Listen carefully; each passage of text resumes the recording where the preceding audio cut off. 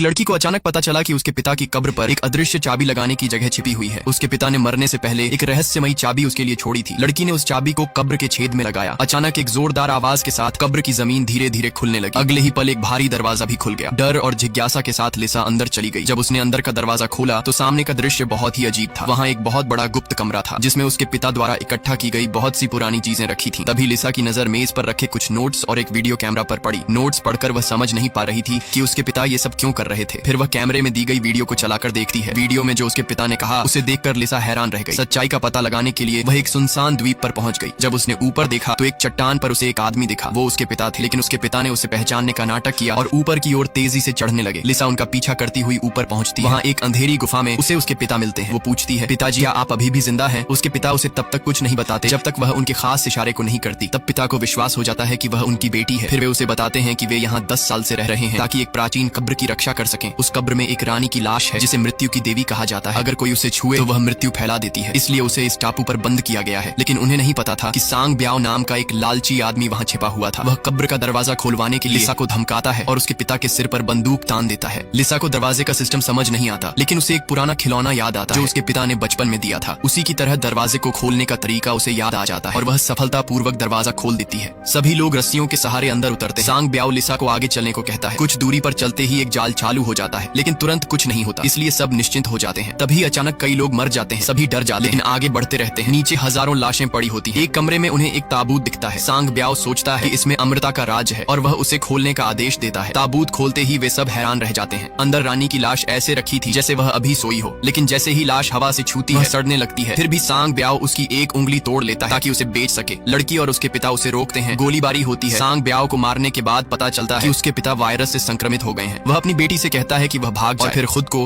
और जगह को बम से उड़ाकर सबको बचा लेता है। बाहर निकलते समय लड़की की फिर से सांग ब्याओ से टक्कर होती है। दोनों के बीच लड़ाई होती है। आखिर में लड़की उससे रानी की उंगली छीन कर खुद खा लेती है ताकि कोई और उसे इस्तेमाल न कर सके। तभी टॉवर गिरने लगता है और मकबरा ढहने लगता है। आखिरी पल में लड़की किसी तरह बाहर निकल जाती है। वायरस हमेशा के लिए वहीं दफन हो जाता है।